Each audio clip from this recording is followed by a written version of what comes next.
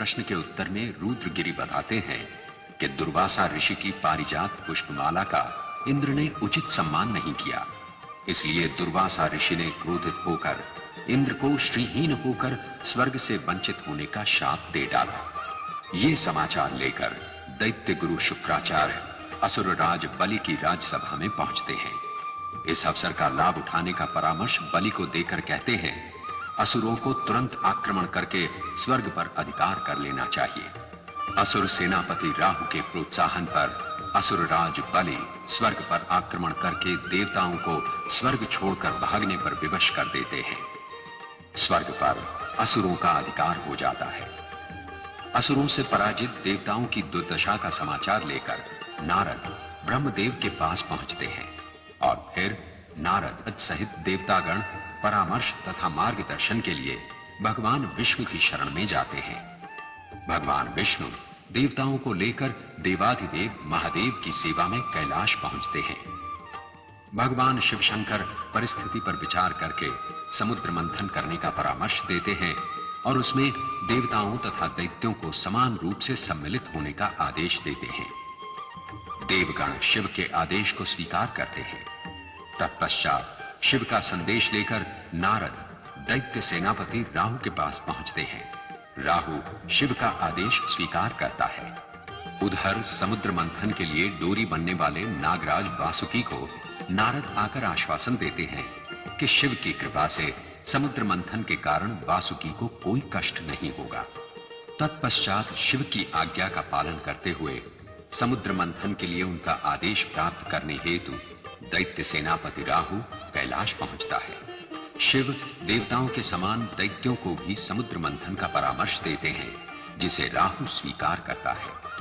तत्पश्चात मेरु पर्वत तथा वासुकी नाग भी भगवान शिव का आदेश मानकर समुद्र मंथन की स्वीकृति देते हैं।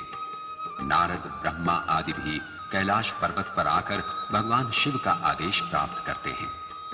असुर सेनापति राहु असुरराज बलि को बताता है कि शिव की आज्ञा के अनुसार हमने समुद्र मंथन का प्रस्ताव स्वीकार कर लिया है। शुक्राचार्य घोषणा करते हैं कि उन्हें शिव शंकर की निष्पक्षता पर पूर्ण विश्वास है।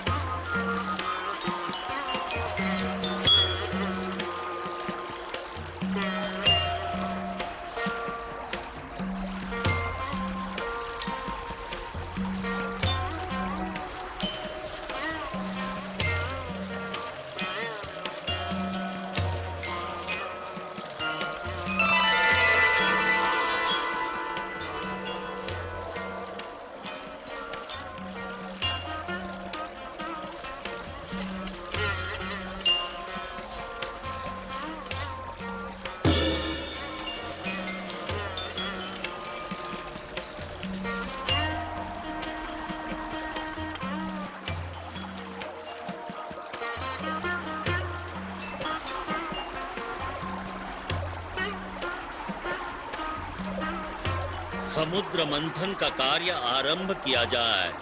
हर हर महादेव, हर हर महादेव, जय शिव शंकर।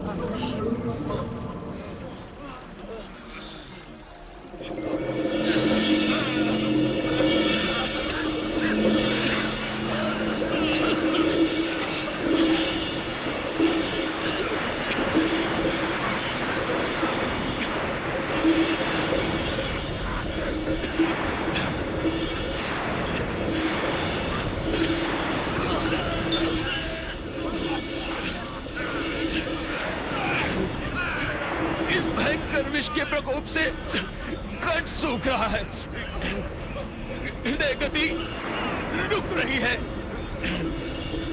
सारा शरीर जल रहा है, लगता है प्राण शरीर त्याग देंगे। कालकूट विषकाल बनकर प्रकट हुआ है। शरीर शिथिल होता जा रहा है। प्राणों की रक्षा कठिन है। महाराज बलि, यदि देवताओं के साथ समुद्र मंथन ना होता तो हमारे प्राणों पर यह संकट ना आता। अब हमें कौन बचाएगा? ब्रह्मदेव, कालकूट का प्रभाव सारे वातावरण में व्याप्त होता जा रहा है। सृष्टि का विनाश हो जाएगा। रक्षा का कोई उपाय कीजिए प्रभु, कोई उपाय कीजिए।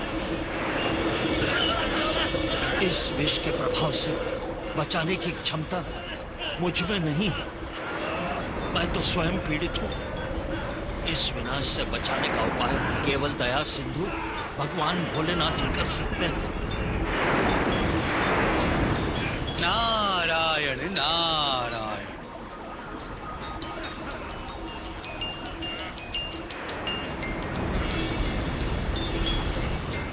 समुद्र मंथन का इतना अनिष्टकारी परिणाम। समुद्र मंथन से सर्वप्रथम कालकूट विष प्रकट हुआ।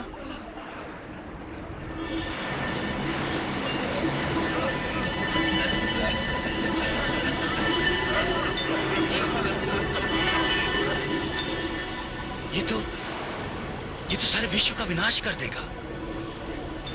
यदि देवता और दैत्य न रहे तो समुद्र मंथन का कार्य स्थगित हो जाएगा। देवता और दैत्यों के कल्याण की कामना अधूरी रह जाएगी। नारायण नारायण। भगवान भोलेनाथ, हाँ, भगवान भोलेनाथ को अविलंब सूचित करना होगा। भोलेनाथ, प्रभु रक्षा कीजिए। त्राहिमाम त्राहिमाम।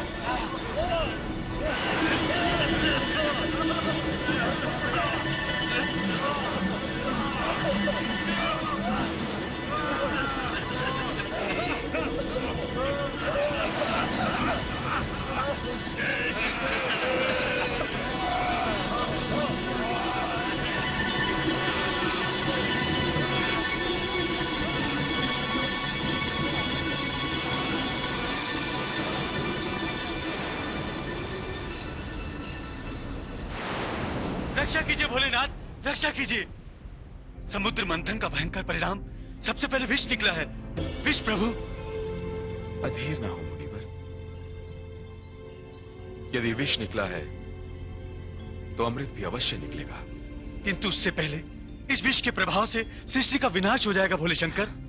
ये तो बड़ा अनर्थ हो जाएगा स्वामी। देवी चिंता न करें।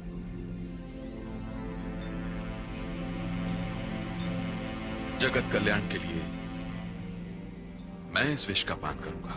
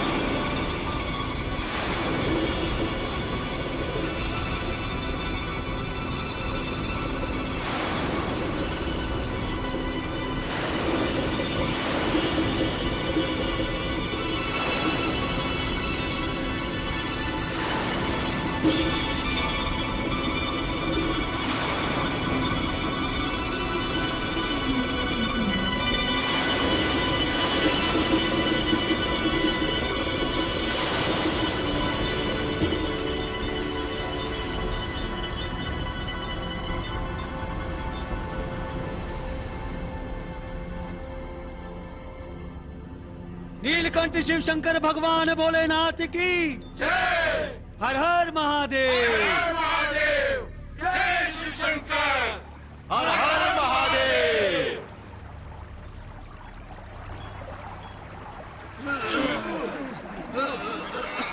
जय शिव शंकर। हर हर महादेव। हर हर महादेव। जय शिव शंकर।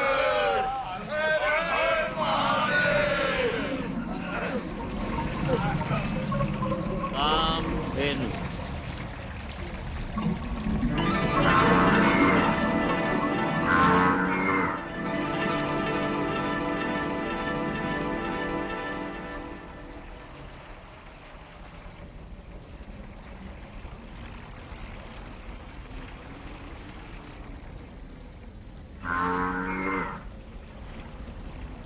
दैत्यराज, कामधेनु गाय की हमें आवश्यकता है। कामधेनु समुद्र से प्रकट हुई है, इसमें कोई न कोई विशेषता अवश्य है। राहु, हम शिव का आदेश मानते हुए देवताओं के साथ समुद्र मंथन कर रहे हैं। अपनी सद्भावना के साथ ये गाय देवताओं को भेंट देते हैं। महाराज, आपके निर्णय पर हम दैत्यों को गर्व है। हम माता कामधेनु की सेवा करके अपने आप को धन्य समझेंगे। इनका गौरव भी अमृत तुल्य होगा। ये जहां रहेंगी वहां पर सुख, शांति और कल्याण का वातावरण बना रहेगा।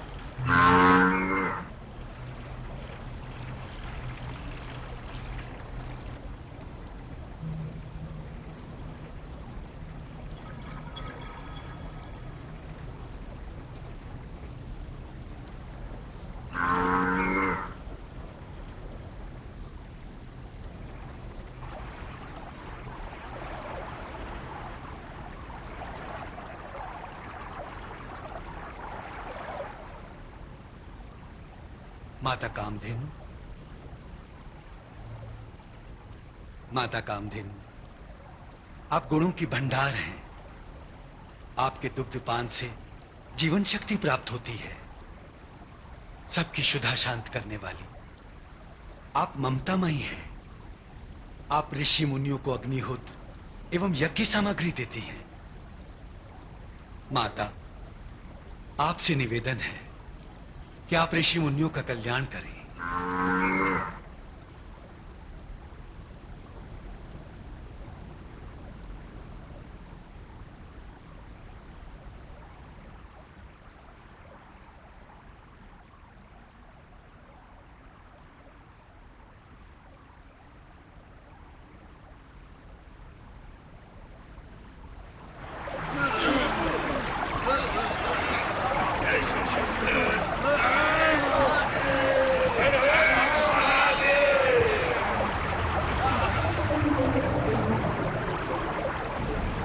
श्रवा।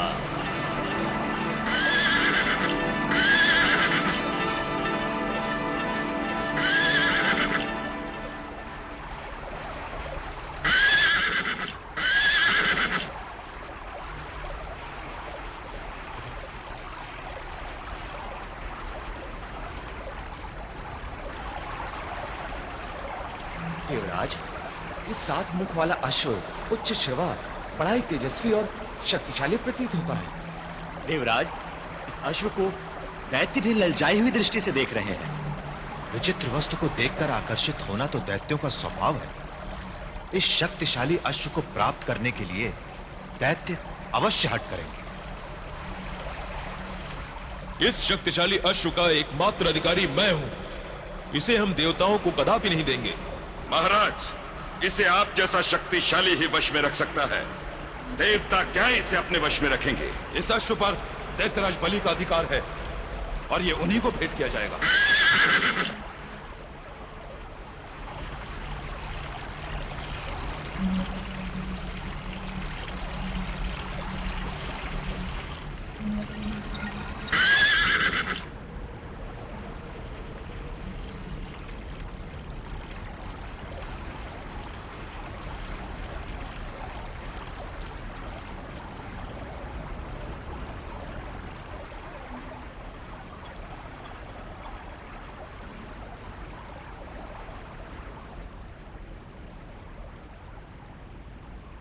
उच्च श्रवा, तुम 7 शुभ लक्षणों युक्त 7 मुख वाले अश्व हो। तुम्हें दैत्यराज महाराज बलि की कृपा का पात्र बनने का सौभाग्य मिला है। दैत्यलोक को प्रस्थान करो।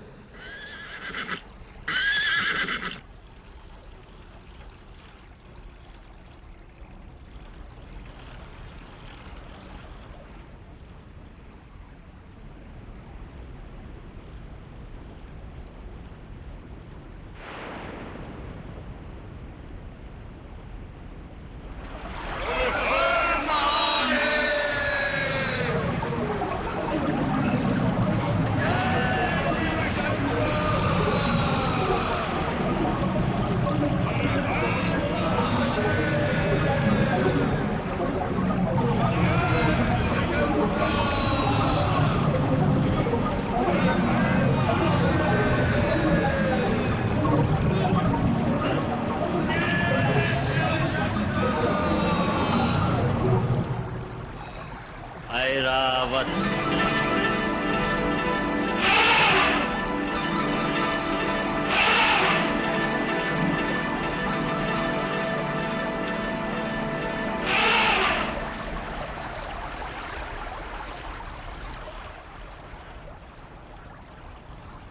इतना विशाल ऐरावत, 4 दांत, 1 2 3 4 5 6 7 सूंड हैं। दैत्यराज की क्या आज्ञा है? इस गजराज पर अधिकार कर लें? नहीं राहु, यह न्याय नहीं है। हमने अपनी इच्छा अनुसार 7 मुख वाला उच्च श्रवा अश्व ले लिया है। ऐरावत देवराज इंद्र को दे दिया जाए।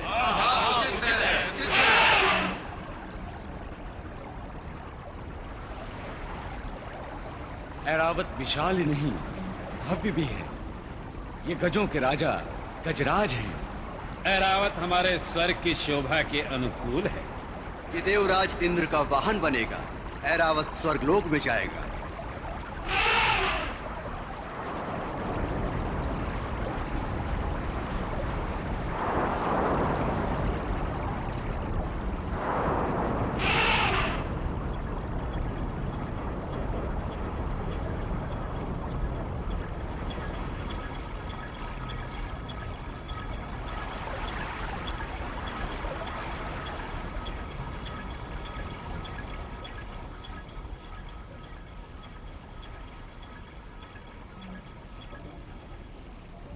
गजराज ऐरावत, 7 सूंडों वाले तुम सब ऋषि, सब द्वीप, सब स्वर, सब सिंधु, सप्त रंग की भांति शुभ लक्षणों के प्रतीक हो। शुभ्र वर्ण वाले तुम स्वर्ग की मर्यादा के अनुकूल हो। स्वर्गलोक को प्रस्थान करो।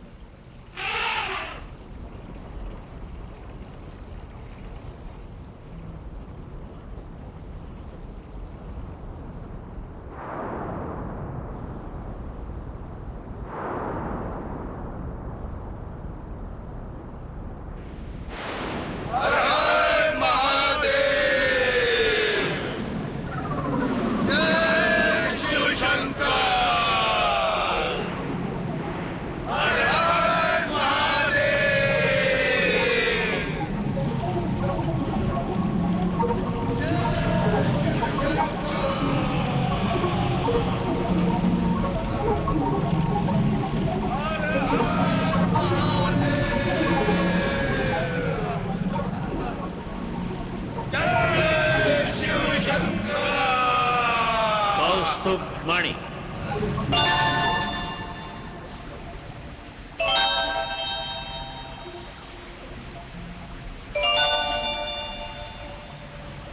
कौस्तुभ मणि है तो सुंदर, परंतु इसकी विशेषता क्या है? समुद्र मंथन से निकली है, अवश्य कोई ना कोई विशेषता होगी। हम यह कौस्तुभ मणि भगवान भोलेनाथ को उपहार में देते हैं, किंतु वे सर्पों का आभूषण रुद्राक्ष की माला धारण करते हैं, शरीर पर भस्म लगाते हैं। वे यह मणि कदापि नहीं धारण करेंगे। हाँ, विष्णु को आभूषण अधिक प्रिय है। ये मणि उन्हीं को उपहार में दे दी जाए। वाह, धन्य है दैत्यराज बलि का निर्णय। इनकी जितनी प्रशंसा की जाए कम है। ये मणि भगवान विष्णु के धारण करने के योग्य है, उनके अतिरिक्त और कोई नहीं। भगवान विष्णु के धारण करने से कौस्तुभ मणि का सम्मान बढ़ जाएगा।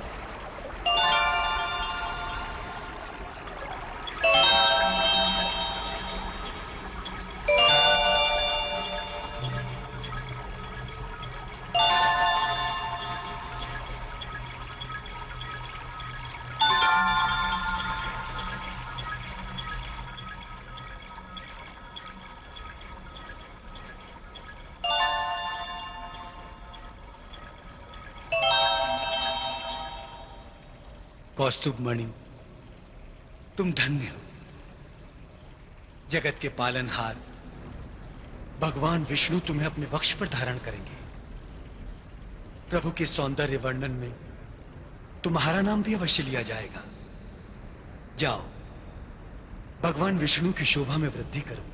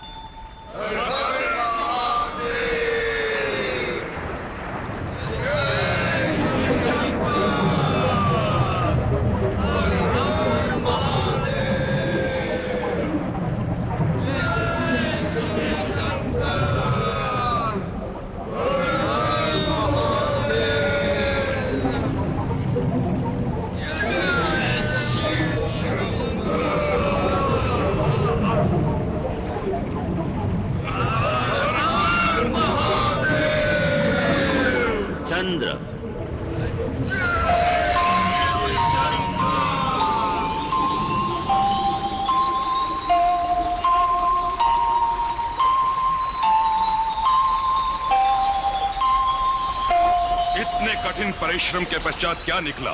चंद्र, वो भी अधूरा। ये प्रकाश भी तो नहीं दे सकता। महाराज, हम दैत्य अंधकार में भी वैसा ही देख सकते हैं जैसा कि प्रकाश में। ऐसी निरर्थक वस्तुएं प्रकट होती रही तो समुद्र मंथन का क्या लाभ? हम केवल लाभ के लिए नहीं, अपने परम पूज्य महादेव के आदेशानुसार ये समुद्र मंथन कर रहे हैं। जो वस्तुएं हमारे लिए उपयोगी होंगी वे लेंगे, अनुपयोगी होंगी उसे छोड़ देंगे। अपूर्ण चंद्र का देवताओं के लिए क्या उपयोग है? चंद्रदेव स्वयं हमारे साथ है। समुद्र मंथन से अपूर्ण चंद्र के प्रकट होने का अवश्य कोई रहस्य है। इसका रहस्य तो ब्रह्मा विष्णु महेश ही जान सकते हैं, और इसका निर्णय केवल वही करें।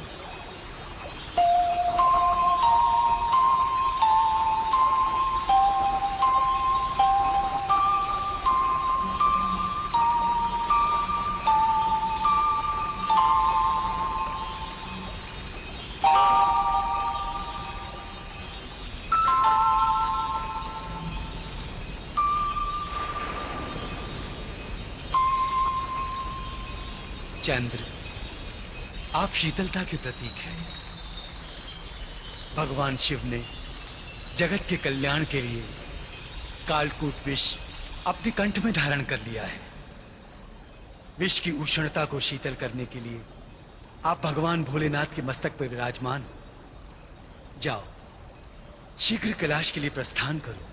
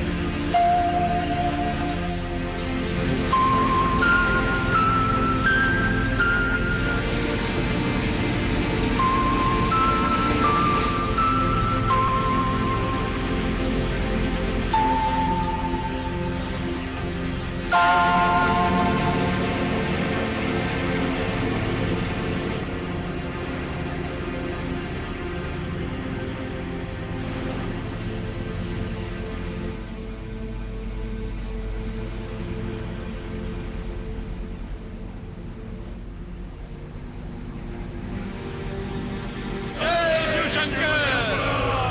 हर हर महादेव।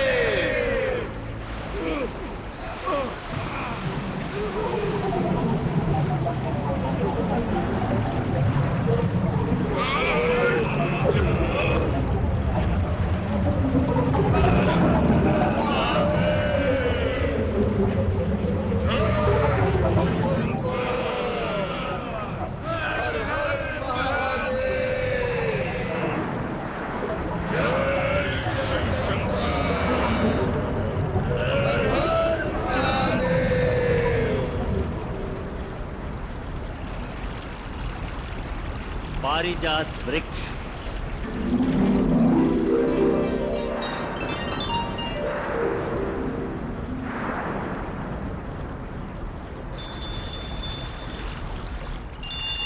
ऐसा वृक्ष जिसकी शाखाएं, पत्ते, फूल भिन्न भिन्न प्रकार के हैं। ये पारिजात वृक्ष नहीं, ब्रह्मजाल प्रतीत होता है।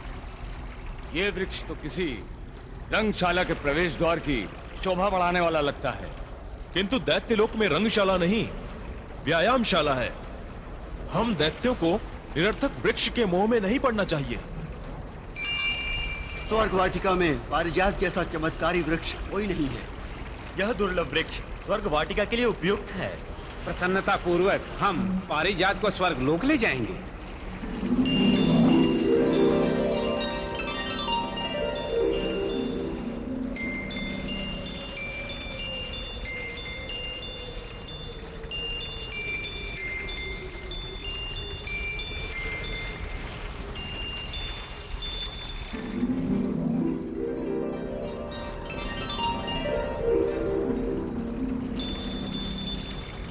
पारिजात वृक्ष, तुम्हारे नीचे बैठकर आराधना करने से मनोवांछित फल प्राप्त होगा। जहां तुम्हारा वास होगा वहां डालियां फूलों और फलों से भरी रहेंगी। तुम्हारे फूलों को नारायण पुष्प कहा जाएगा। तुम्हें स्वर्ग वाटिका के श्रेष्ठ वृक्ष होने का सम्मान मिलेगा। जाओ, स्वर्ग की शोभा बढ़ाओ।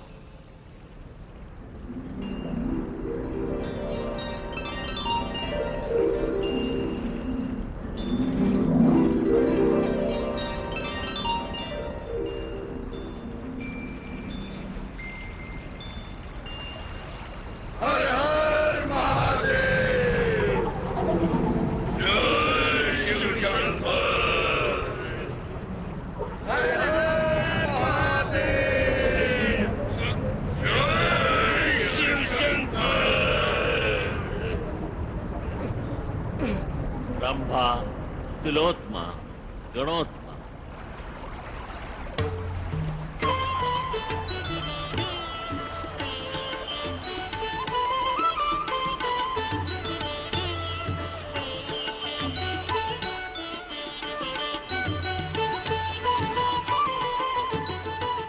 समुद्र में से सुंदरियां, वो भी तीन।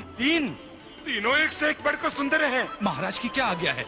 हम इन्हें दैत्यलोक ले जाएं? नहीं राहु, राज्य कार्य में इतना समय बीत जाता है कि शिव आराधना के लिए समय ही नहीं मिलता। हम इन्हें ले जाकर क्या नृत्य देखेंगे?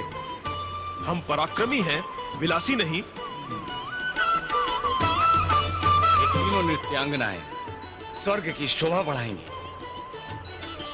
हम देवता संगीत तथा नृत्य कला के सदा ही प्रेमी रहे हैं। हमारी सभा में इन्हें अप्सराओं जैसा सम्मान मिलेगा। इन्हें स्वर्ग लोक जाने दो।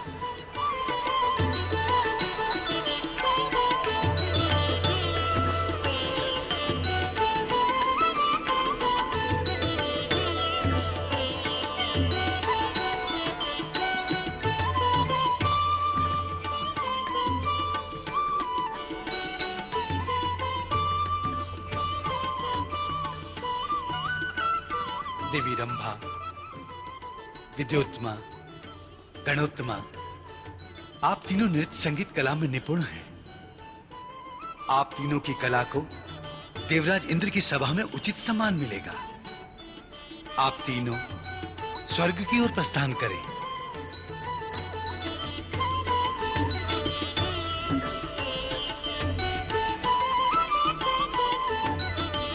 नारायण नारायण।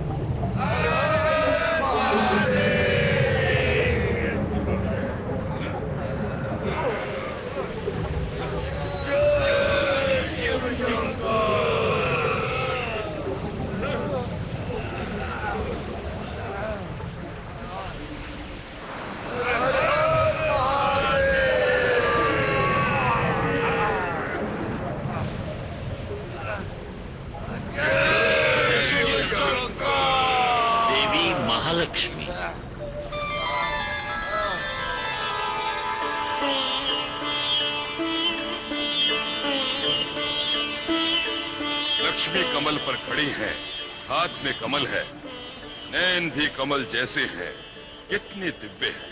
दैत्यराज, लक्ष्मी के विषय में आपका क्या विचार है? कमल वासिनी लक्ष्मी देवांगनाओं दैत्यांगनाओं से भिन्न है। इन्हें देखकर सहज ही मन में श्रद्धा के भाव उत्पन्न हो रहे हैं। इनकी कृपा का पात्र बनने की योग्यता न दैत्यों में है न देवताओं में। इनकी जहां इच्छा होगी स्वयं चली जाएंगे। देवी लक्ष्मी को 4 भुजाएं, इन्होंने अपना एक हाथ आशीर्वाद के लिए भी उठाया है। इनका सौम्य रूप देखकर स्वयं माता का आभास होता है। सत्य को आभास न कहो, ये तो स्वयं माता है, लक्ष्मी माता।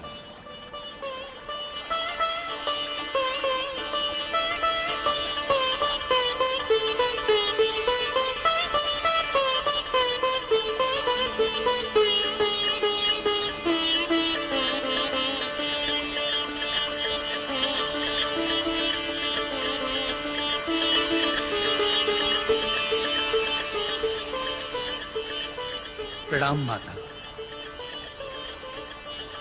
देवी लक्ष्मी, आपका अभ्युदय जगत कल्याण के लिए हुआ है। कमला, लक्ष्मी, अनेकों नाम से जगत में आपकी पूजा होगी। दीन दुखियों को सुख समृद्धि देकर आप उनका कल्याण करेंगे। जगतवासी आपकी कृपा पाकर धन्य हो जाएंगे।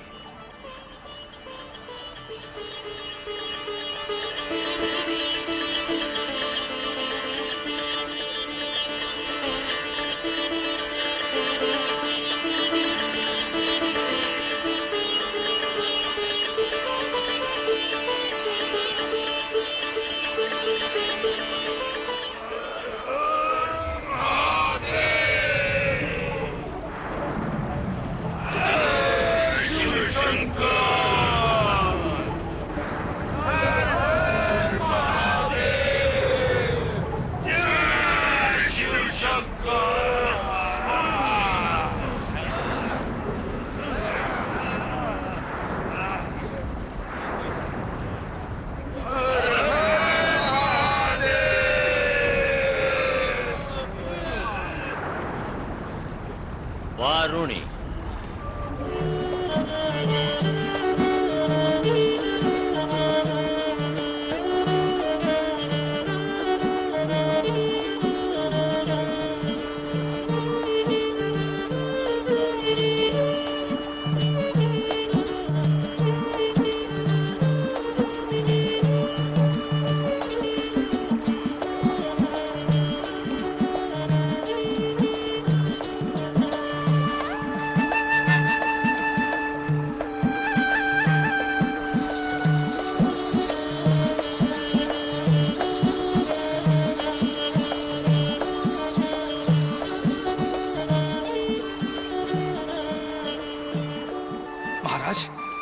वारुणी का प्रभाव देख रहे हैं? कभी सुंदरी, कभी वारुणी पात्र। इसे ग्रहण कर हम सब झूमने लगेंगे महाराज। नहीं, देवताओं को अच्छा अवसर मिल जाएगा। जी भरकर हमारा उपहास उड़ाएंगे। वैसे भी देवता हमारी निंदा का कोई न कोई अवसर ढूंढते रहते हैं। दैत्यराज, देवता भी लज्जाई दृष्टि से वारुणी पात्र को देख रहे हैं।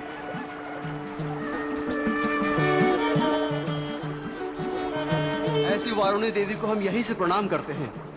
ये वासना को उत्तेजित करके पाप कर्म के लिए प्रेरित करती है। इनका स्पर्श भी हमारे लिए पाप है।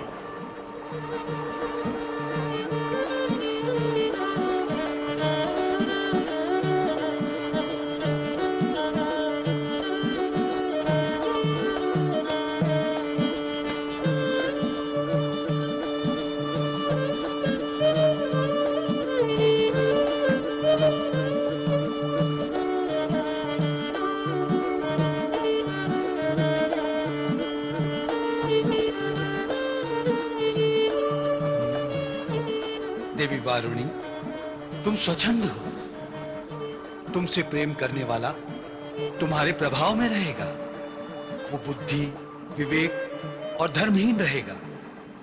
सत्पुरुष तुमसे घृणा करेंगे, विलासी तुम्हारा सम्मान करेंगे। कलिकाल में लोग तुम्हारे भक्त बनकर तुम्हारी पूजा करेंगे। स्वेच्छा पूर्वक प्रस्थान करो।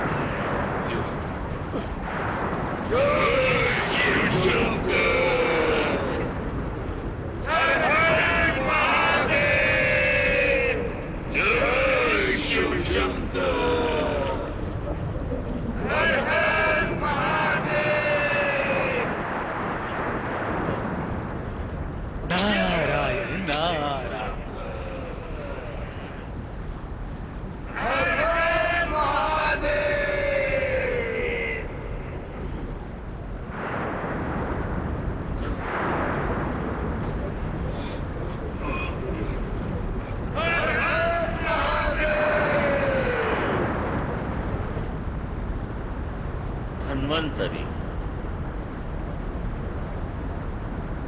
अमृत कुंभ,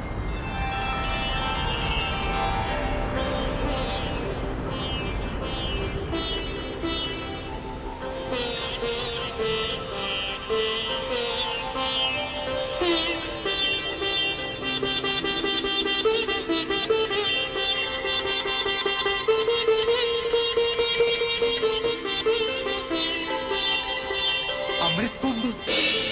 नारायण नारायण।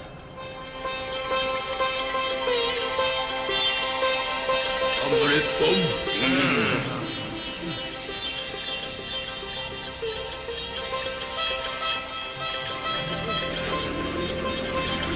धन्वंतरी से अमृत छीन लो।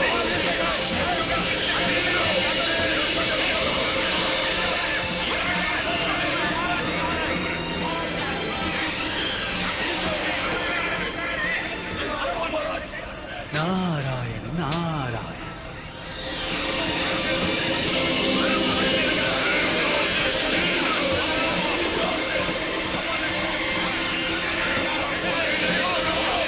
अमृत कुंभ को देखते ही देवता और दानव दोनों से प्राप्त करने के लिए झपट पड़े।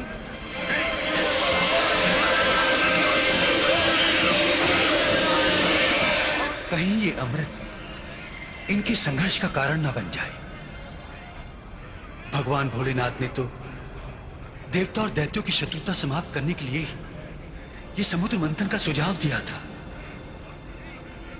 किंतु लगता है ये सब निरर्थक ही जाएगा। नारायण।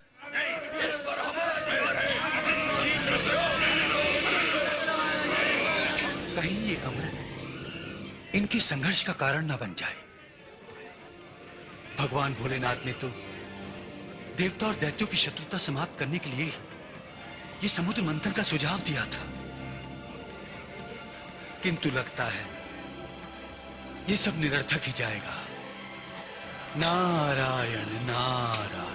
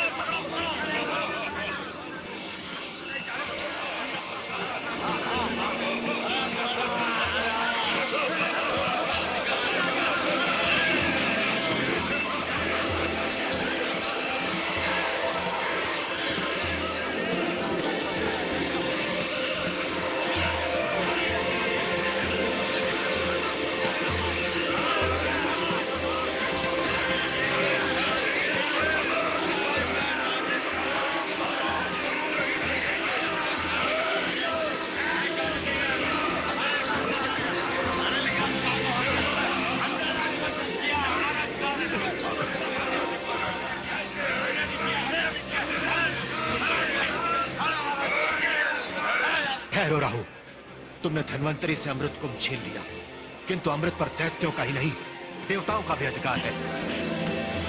अमृत पर सच्चा अधिकार केवल दैत्यों का है। समुद्र मंथन में देवताओं से अधिक परिश्रम दैत्यों ने किया। राहु, देवताओं ने भी दैत्यों के समान परिश्रम किया है। देवता तो नागराज वासुकी की पूंछ पकड़कर हिला रहे थे। विषु गलने वाला मुक्का बाग दैत्य ने पकड़ा था। राहु, तुमने स्वयं योगेश्वर महादेव से अनुरोध किया था कि वासुकी को मुख की ओर से दैत्य पकड़ेंगे। भगवान कैलाशनाथ की इच्छा का आदर करते हुए हम समुद्र मंथन का कार्य निर्विघ्न पूर्ण करना चाहते हैं। दैत्यों का देवताओं पर अधिक बलशाली होना उनका भ्रम था, इसलिए नागराज वासुकी का मुंह पकड़ना स्वीकार किया था। कठिन कार्य करने की क्षमता साहसी और बलवानों में होती है। अब इस अमृत पर हमारा अधिकार है और इसे पीकर हम विष से झुलसे हुए तन मन की ज्वाला को शांत करेंगे। ज्वाला तो हम भी शांत करेंगे तुमसे अमृत कुंभ छीनकर।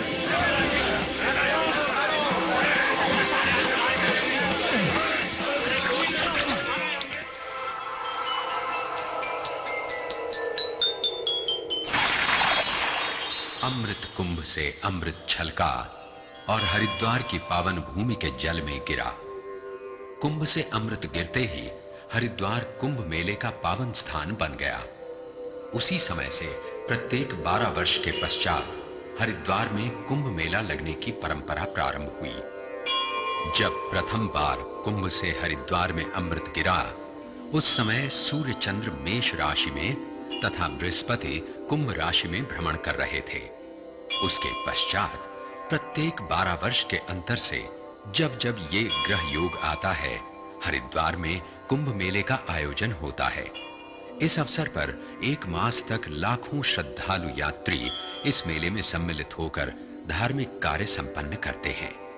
इस अवधि में हरिद्वार का गंगा जल अमृत का रूप धारण कर लेता है।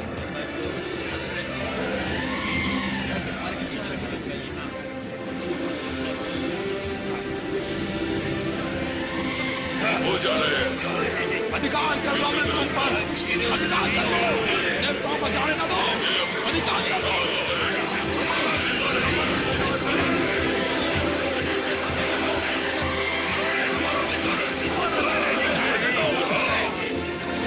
ये अमृत कुंभ हमारा देवराज, हमें दे दो। जब तक ये तुम्हारे पास था तुम्हारा था, अब ये हमारा है। व्यर्थ परिश्रम न करो, हमारा पीछा छोड़ दो। अमृत कुंभ प्राप्त करने के लिए हम तुम्हारा पीछा नहीं छोड़ेंगे।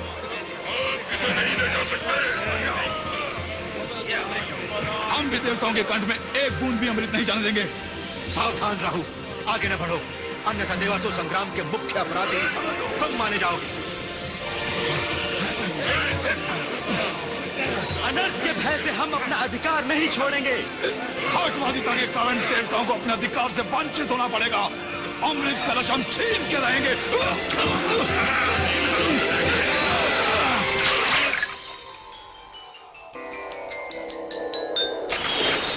अमृत कुंभ से अमृत छलका तथा प्रयाग में गिरा।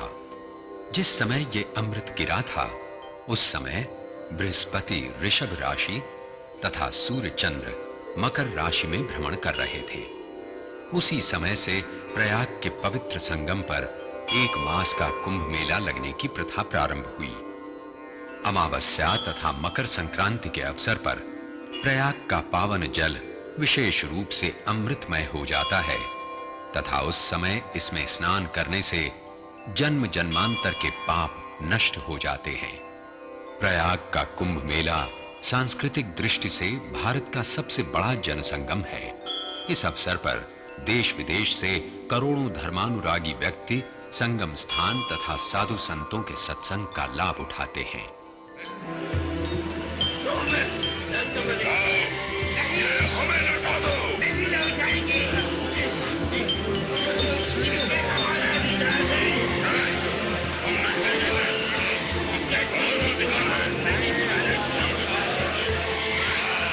हमारे समीप ना आओ, अन्यथा ये अमृत ना देवता पी सकेंगे ना प्रसन्नता होगी राहु।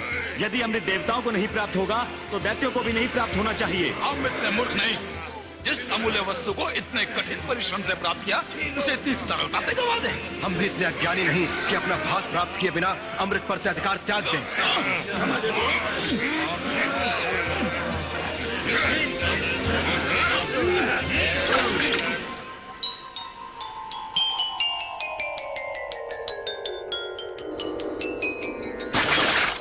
अमृत इस बार उज्जैनी की पवित्र शिप्रा नदी के जल में गिरा। जिस समय यह अमृत गिरा था उस समय बृहस्पति सिंह, सूर्य मेष तथा चंद्र तुला राशि में भ्रमण कर रहे थे।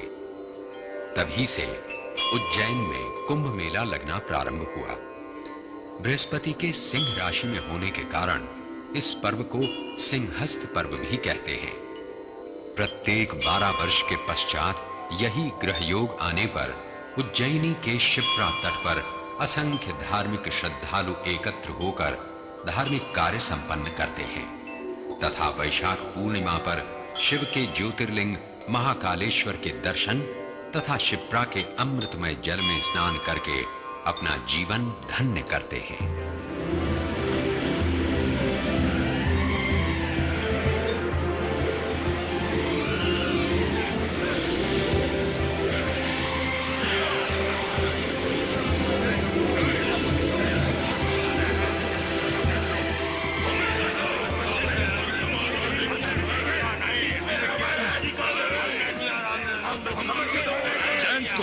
तथा साहस की प्रशंसा करता हूं। राहु, तुम्हारे द्वारा की गई इस प्रशंसा से मेरा उत्साह बढ़ा है, किंतु तुम्हारे आचरण पर मुझे विश्वास नहीं।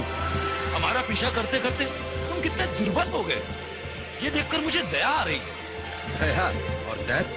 राहु, अपना स्वभाव न बदलो, अन्यथा दैत्यों की पहचान समाप्त हो जाएगी। हमें एक दूसरे का पीछा करते करते कितना समय बीत गया। इससे ना देवताओं को लाभ हुआ ना ही दैत्यों को। लाभ क्यों नहीं हुआ? क्या देवता दैत्य दोनों अमृत पिएंगे, अन्यथा कोई नहीं पिएगा। अमृत हम पिएंगे, अमृत केवल दैत्य पिएंगे। अमृत हमारा है।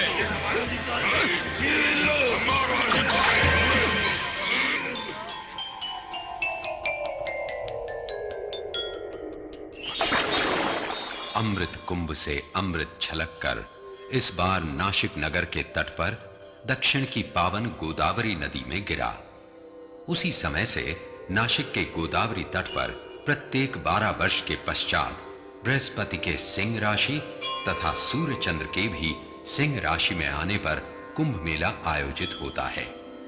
लाखों श्रद्धालु यात्री यहां भगवान शिव के त्र्यंबकेश्वर ज्योतिर्लिंग के दर्शन तथा पवित्र गोदावरी के अमृतपूरित जल में स्नान करके प्राचीन पापों का प्रक्षालन करते हैं। नासिक का कुंभ मेला नर्मदा के दक्षिण में भारतवर्ष का सबसे बड़ा धार्मिक मेला है, जहां दूर दूर से आए साधु संतों का समागम होता है।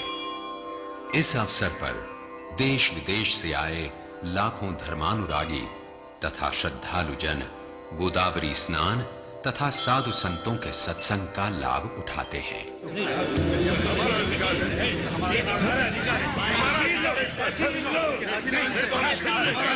नारायण नारायण। प्रणाम देवर्षि। प्रणाम देवर्षि।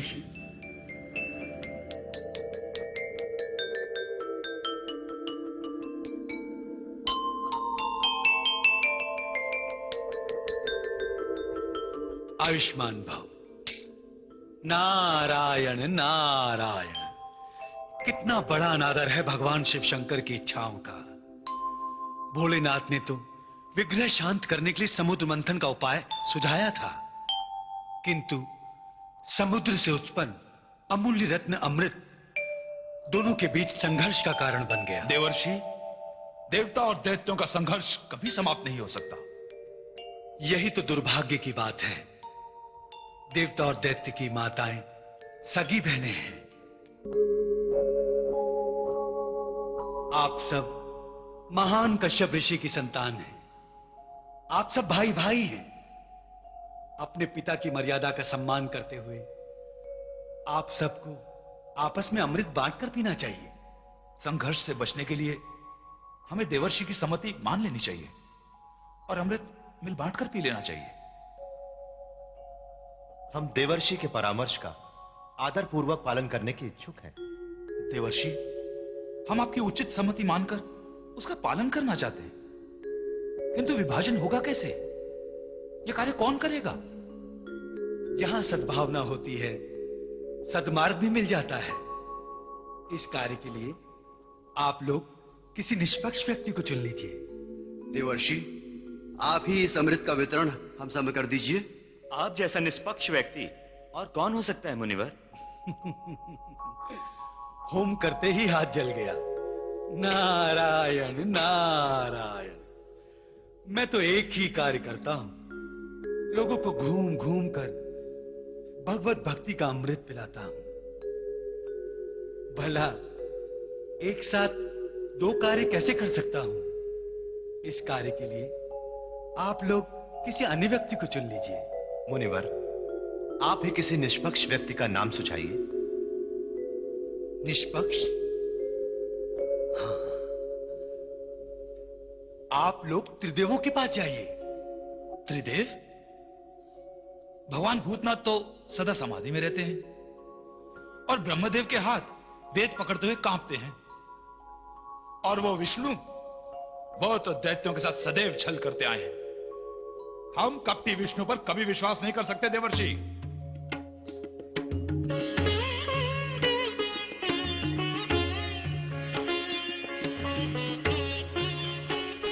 नारायण नारायण।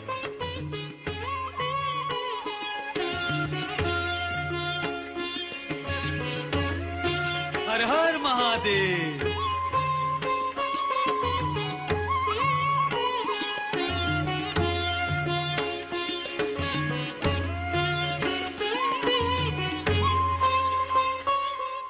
देवर्षि, स्वभाव अनुसार आप दोनों पक्षों के बीच कुछ सुलझा रहे हैं या उलझा रहे हैं?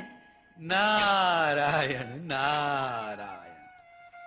ना उलझा रहा हूं और ना ही सुलझा रहा हूं। देवी, मैं तो स्वयं ही उलझ गया हूं, किंतु आपके आने से बड़ी प्रसन्नता हुई। मेरे आने से देवर्षि को प्रसन्नता हुई? हाँ देवी, पुरुष की अपेक्षा नारी अधिक व्यवहार कुशल जो होती है, वो अपनी मधुर वाणी द्वारा पाषाण को पिघला सकती है, अहंकारी को अपने चरणों में झुका सकती है, कठिन से कठिन धर्म संकट से उबार सकती है। आप पर ऐसा कौन सा धर्म संकट आ पड़ा? ज्ञान अज्ञान का धर्म संकट, हठ अभिमान का धर्म संकट, आग्रह दुराग्रह का धर्म संकट, विश्वास अविश्वास का धर्म संकट। यहां तो अनेक धर्म संकट हैं देवी। देवर्षि, आप इन्हें पहचानते हैं? क्या नाम है इनका? इनके अनेक नाम, अनेक रूप हैं। इन्हें पहचानना मेरे लिए कठिन है। आपने क्या कहा देवर्षि? इनके अनेकों नाम, अनेकों रूप हैं? हाँ, माता का रूप, पत्नी पुत्री का रूप, अग्नि का रूप, आदि शक्ति जगदम्बा भी तो नारी का ही रूप है। इनके विषय में समझाना मेरे लिए कठिन है। इस स्थान पर नारद का रुकना अब शुभ संकेत नहीं। देवी, अब आप ही इनकी समस्या का समाधान कीजिए। नारायण नारायण नारायण नारायण। जय शिव शंकर।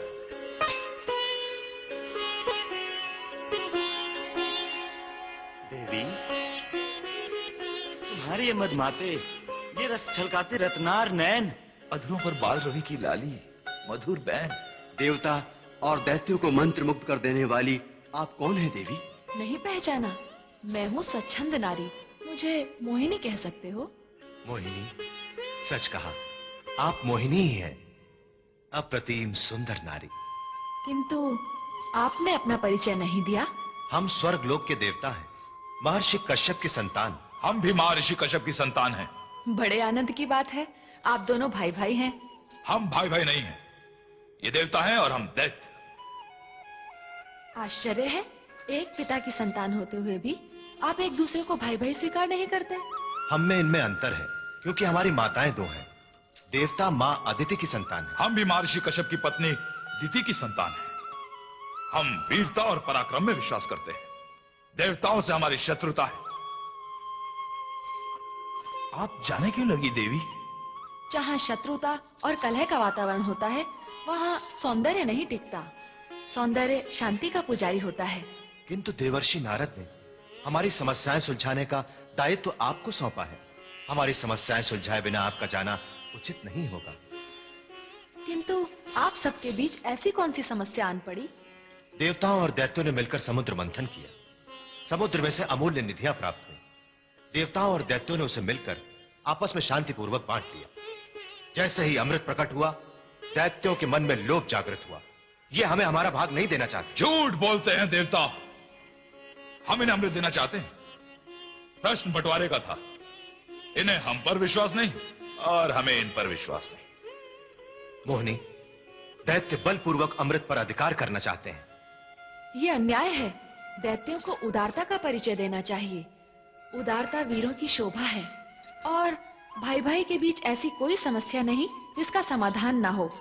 जहाँ विश्वास नहीं, वहाँ समाधान भी नहीं। तो तुम ही कोई उपाय सुझा दो मोहिनी।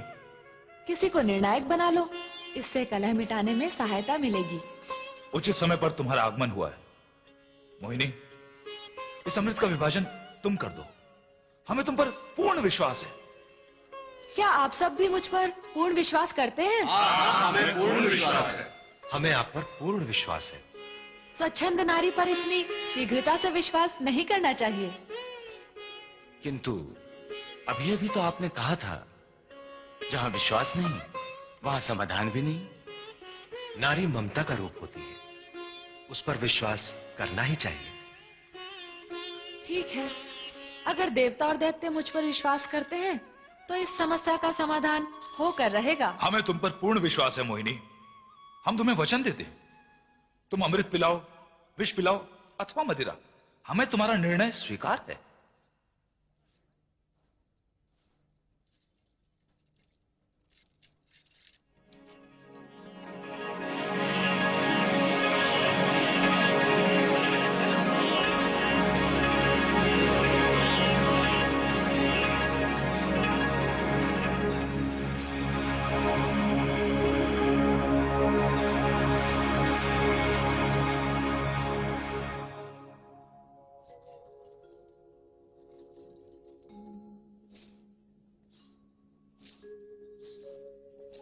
आइए, आप लोग मेरे साथ आइए।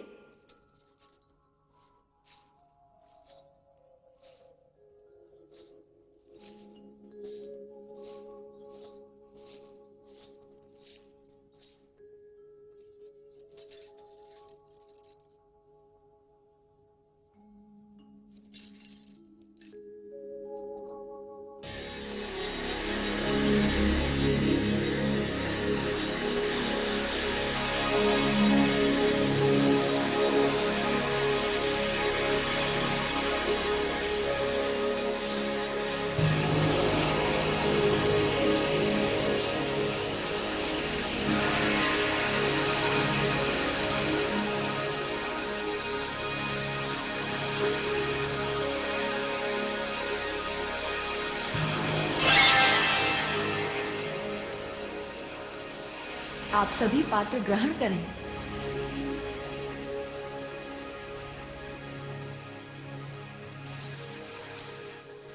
देवता इस ओर, दैत्य उस ओर अपना अपना स्थान ग्रहण करें।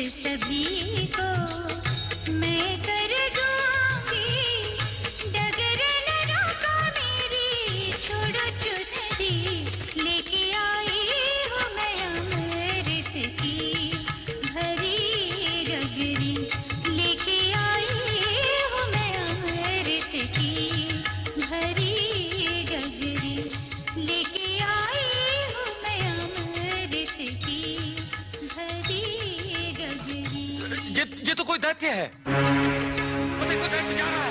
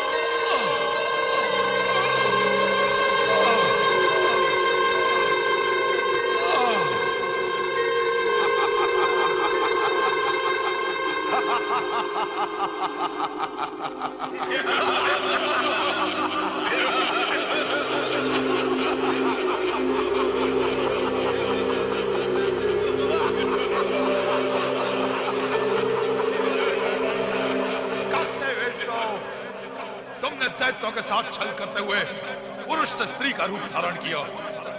तुम पाखंडी हो विष्णु। हम दैत्य तुम्हारी मीठी बातों में आ गए। तुमने देवताओं को अमृत और दैत्यों को वरुणी पिलाकर छल किया है। दैत्यों, सावधान हो जाओ। ये कपटी विष्णु देवताओं के हित के लिए तुम्हारे साथ सदैव छल करता रहेगा। राहु, मैं जानता था यदि दैत्यों ने अमृत पी लिया तो आसुरी शक्तियां अमर होकर इस सृष्टि में भयंकर अनर्थ कर सकती हैं। इसलिए मुझे मोहिनी रूप धारण करना पड़ा।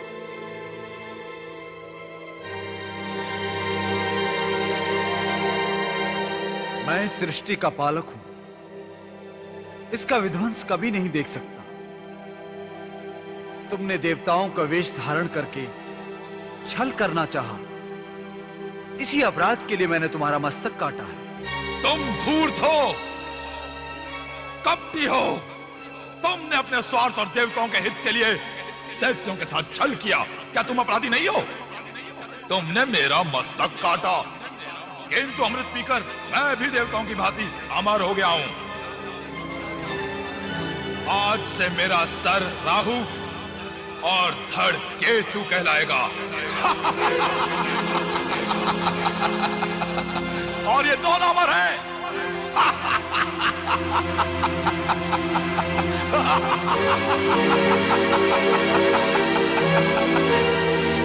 मैंने अपने कर्तव्य पालन हेतु तुम्हारा मस्तक काटा है। अमृत पीकर तुम्हारा सिर और धड़ दोनों अमर हो गए हैं। मैं तुम दोनों अर्थात राहु और केतु को नक्षत्र मंडल में स्थान दे रहा हूं। सूर्य, चंद्र,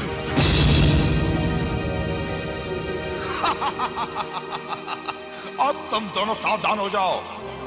तुम दोनों के कारण मेरा मस्तक कटा है। तुम्हें इसका भयंकर परिणाम भुगतना पड़ेगा।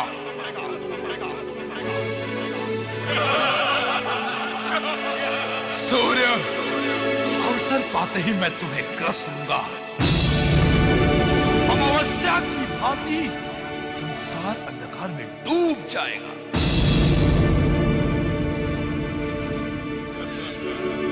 चंद्र, पूर्णिमा को जब तुम संपूर्ण कलाओं के साथ प्रकाशित होगे, मैं तुम्हें भी निकल लूंगा। सृष्टि में ग्रहण छा जाएगा।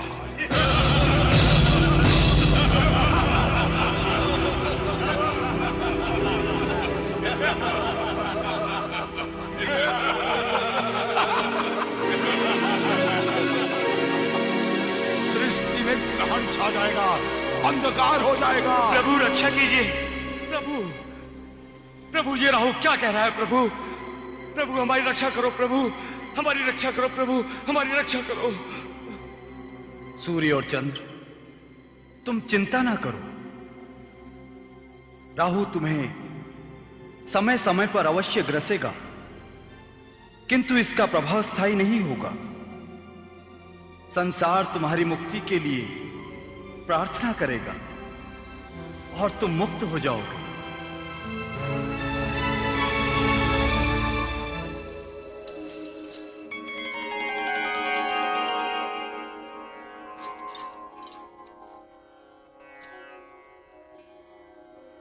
जय शिव शंकर। हर हर महादेव। जय शिव शंकर। हर हर महादेव। जय शिव शंकर। चंद्रमौली भगवान नीलकंठ की जय। कैलाश पर आप सबका स्वागत है ब्रह्मदेव।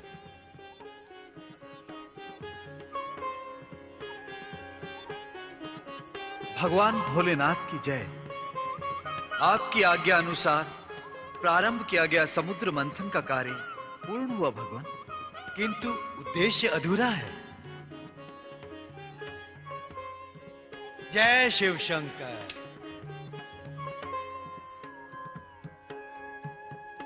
भगवान भोलेनाथ, समुद्र मंथन का उद्देश्य अभी पूर्ण नहीं हुआ।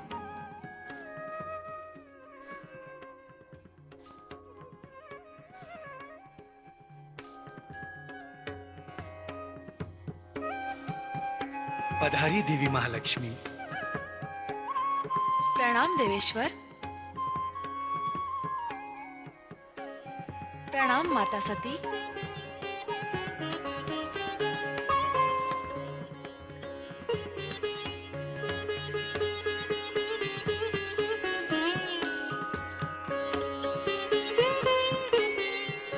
देवी महालक्ष्मी, आप जगत पालन की पूर्ति हेतु अवतरित हुई हैं। स्वामी, जगत कल्याणी देवी महालक्ष्मी को उचित सम्मान मिलना चाहिए।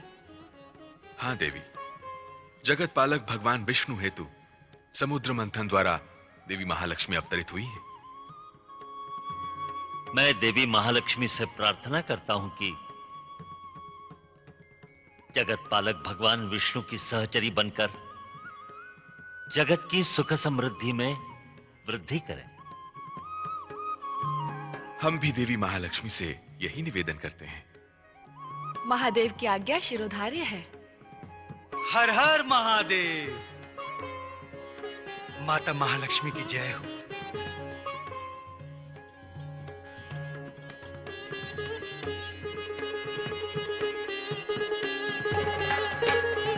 भगवान विष्णु से निवेदन है, वरमाला पहनाकर देवी महालक्ष्मी का वरण करें।